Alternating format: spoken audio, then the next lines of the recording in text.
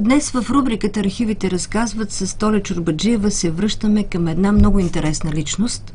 Змей Горянин, това е псевдонима му, роден в Русе, енциклопедист и, уви, забравен много несправедливо. Доста позабравен, точно така.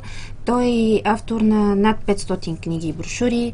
Например, автобиографичната му повест "Червения хотел", "Аз и другият", който е написал през 1928 година, в "Освободена Добруджа", което всъщност са пътни бележки, издадени през 1941 година, "Безстрашния войвода", "Кнез Иван Кулин".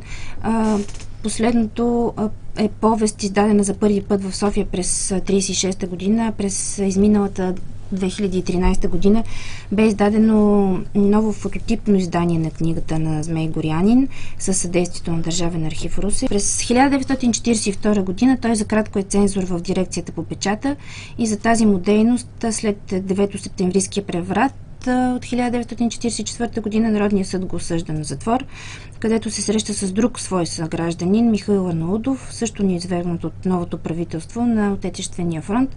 Книгите му попадат в списъка на фашистката литература и са иззети от библиотеките.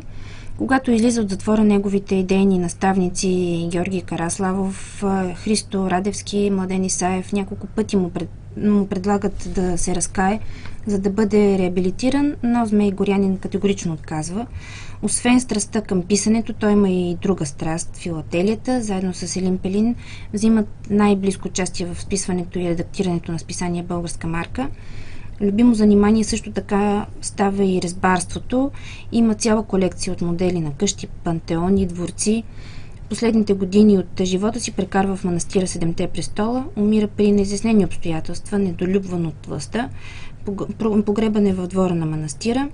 Негови книги би следвало да има във всяка българска библиотека, особено творбите му за деца. Практически непознато на българските читатели цялото му наследство, и статиите му, и романите му, и разказите му, и стиховете му. Благодаря.